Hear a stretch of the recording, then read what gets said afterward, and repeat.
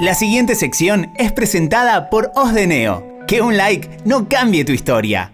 Os de Neo. Seguí tu plan. Ahora de 18 a 27 años. Hola, buenas noches.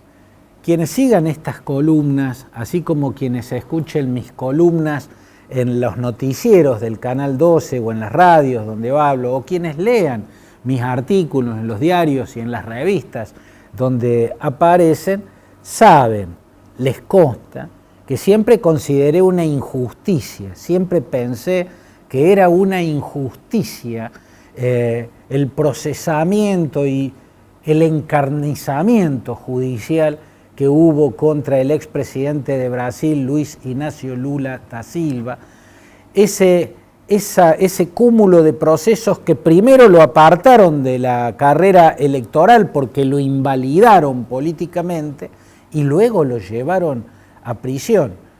Quienes sigan estas columnas o lean mis columnas en las revistas y los diarios donde escribo, saben que siempre vi con inmensa sospecha lo que el juez de Curitiba, Sergio Moro, hizo para sacar a Lula de la política y llevarlo a una cárcel.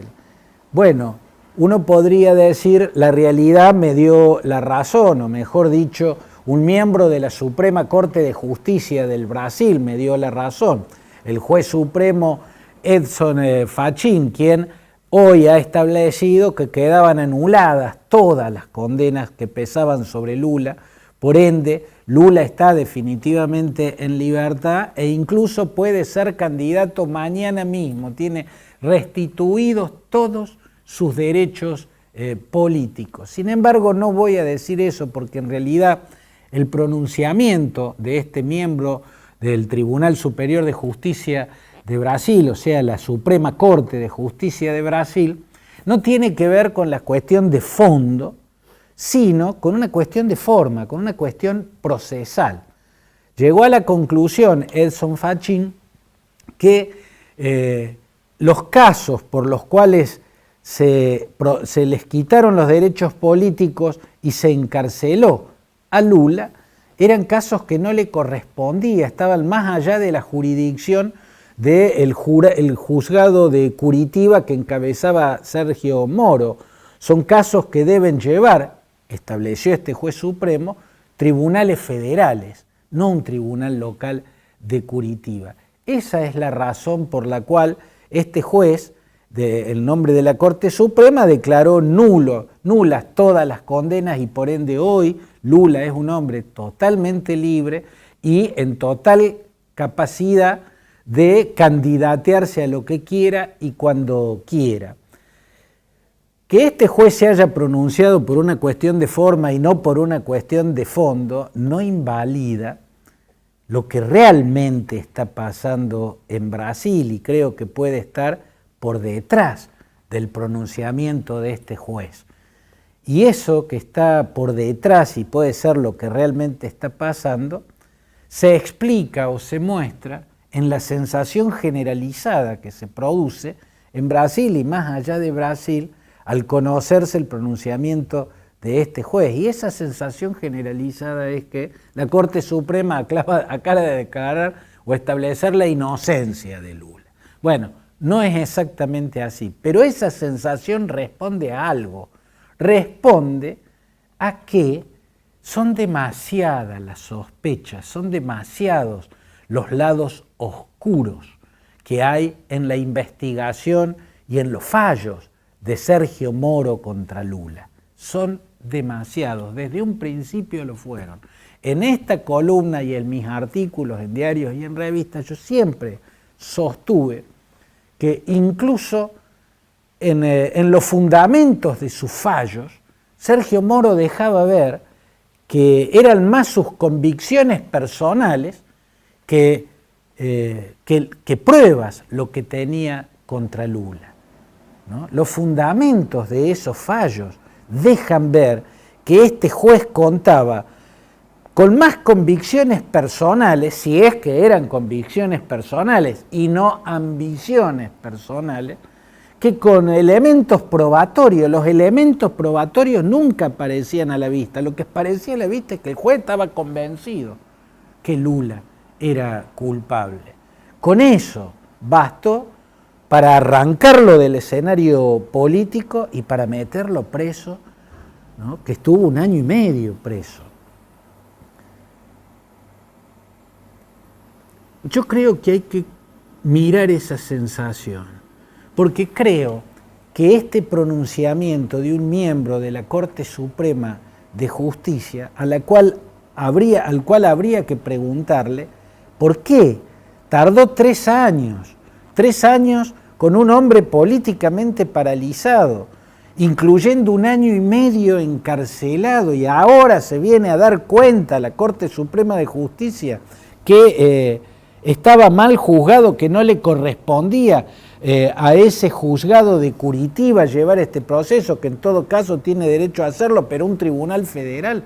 3 años tienen que pasar con un hombre en la cárcel para que se dé cuenta de algo, de una falla procesal. Bueno, me respondería la Corte Suprema de Brasil, me respondería que recién ahora ese Tribunal Supremo tiene los instrumentos para pronunciarse en esa jurisdicción, que años atrás no los tenía, por eso el pronunciamiento viene ahora.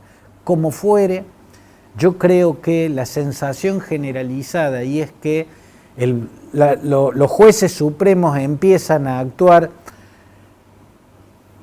en pos de las evidencias y no en pos de las convicciones de un juez, tienen que ver con varias cosas, pero fundamentalmente con el hecho de que la imagen de Jair Bolsonaro, el hombre que se convirtió en presidente gracias a esos fallos de Sergio Moro, ¿no? El hombre que llegó a la presidencia por los fallos de Sergio Moro, porque los fallos de Sergio Moro lo sacaron de la campaña electoral a Lula cuando todas las encuestas señalaban que de haber elecciones en ese momento, a esas elecciones la ganaba Lula. Recién con Lula afuera, Bolsonaro pudo posicionarse y llegar al despacho principal del Palacio del Plan Alto, ¿no? La sensación generalizada, y yo intuyo que la sensación generalizada es que ahora que ven caerse de a pedazos la imagen de Bolsonaro y que lo ven políticamente débil, por la cadena de estropicios que cometió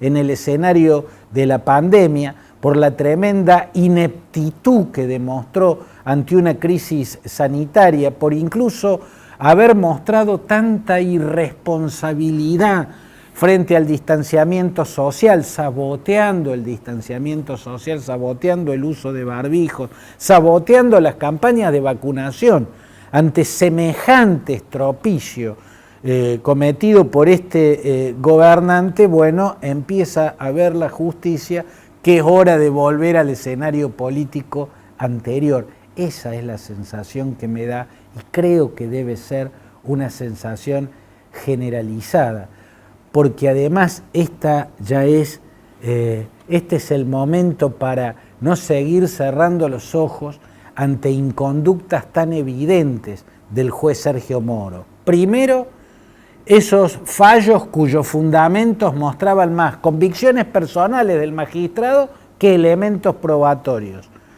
Segundo, el hecho absolutamente inadmisible, incluso desopilante, de que Sergio Moro haya aceptado una porción de poder casi a modo de pago de ese hombre que había llegado a la presidencia gracias a los fallos del magistrado de Curitiba, que fue cuando Sergio Moro aceptó asumir ese superministerio que se había formado con la unión del Ministerio de Justicia más el Ministerio de Seguridad. Un supercargo, un hombre poderosísimo fue Sergio Moro. Nunca un juez cuyos fallos influyeron tan directamente en un resultado electoral, porque quitaron de la campaña electoral al hombre que en las encuestas figuraba como seguro ganador, abriéndole el paso a quien no tenía prácticamente chances de ganar. Nunca podía aceptar de ese hombre que ganó gracias a esos fallos que la porción de poder con que lo convidó. Nunca debió aceptar. Sin embargo, Sergio Moro aceptó y se convirtió en ministro de Jair Bolsonaro, y lo fue hasta que se pelearon y se terminó yendo. Y después hubo otros hechos, una larga cadena de hechos. Bastaría nombrar cuando The Intercept, que es una organización de periodismo de investigación, reveló, hizo públicas unas escuchas que había conseguido de conversaciones telefónicas en las que Sergio Moro le daba indicaciones a los fiscales que actuaban contra Lula. Sergio Moro coordinaba el accionar de los fiscales que estaban acusando a Lula. Eso es una violación absoluta de la ley y estaba visto que fue así ya a esta altura desde hace demasiados meses como para que todo siga como estaba. Por eso creo yo que la justicia en Brasil empezó a desandar el camino de injusticia que había provocado el juez Sergio Moro desde su jurado en Curitiba contra el expresidente Lula da Silva. Yo siempre, y a usted le consta, a usted si es que sigue estas columnas o me lee en los medios donde escribo, a usted le consta que siempre coincidí con Lula en la apreciación que Lula tenía sobre su propia situación judicial. En lo que nunca coincidí con Lula, y si sigue estas columnas seguramente también le consta, es en que colocó su caso en el mismo estante donde está, por ejemplo, el caso de Cristina Kirchner. Yo creo que son totalmente diferentes. Que en Brasil haya habido lawfare no quiere decir que en la Argentina también lo haya, por lo menos en esos niveles, en los niveles en que lo padeció Lula. En el caso Lula sí había, y la hay, una clara intencionalidad política que luego quedó probada por la propia conducta posterior a esos juicios que tuvo el juez que lo llevó a la cárcel. En el caso de Argentina es diferente. En el caso Lula, el sentido común y lo que está a la vista nos llevaba a sospechar más del juez que del acusado.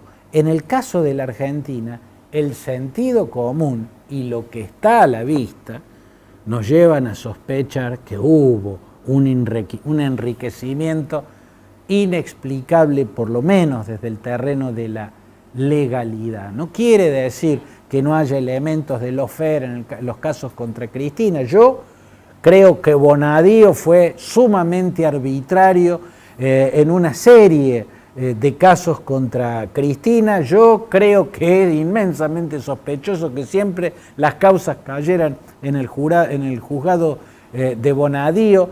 Creo que, como la mayoría lo planteó desde el principio, causas como la del dólar futuro es un verdadero estropicio, pero eso no quiere decir, ¿no?, que todo sea obra de un lawfare.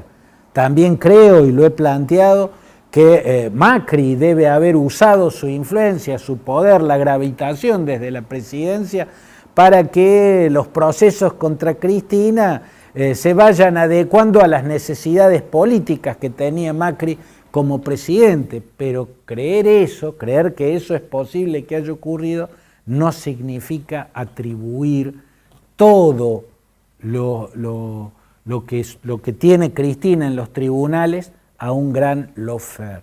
Creo que la vicepresidenta tiene causas donde el sentido común y lo que está a la vista parece indicar todo lo contrario. Parece indicar que le va a ser muy difícil demostrar que legalmente pudo obtener todo lo que obtuvo, que legalmente podrá probar que no tuvo nada que ver con el enriquecimiento descomunal, desorbitante de personajes como Lázaro Báez. En fin, el sentido común está señalando algo acá y el sentido común señalaba algo muy diferente en el caso de Brasil. La diferencia entre el caso Lula y el caso Cristina es muy grande, pero en el caso Lula las señales de lawfare siempre fueron claras, siempre fueron contundentes. Y ahora, de algún modo, la Corte, la instancia máxima de la justicia en Brasil, empieza a avanzar en un sentido menos arbitrario, en un sentido más lógico y justo. Tinturería Fantini, tienda de pinturas.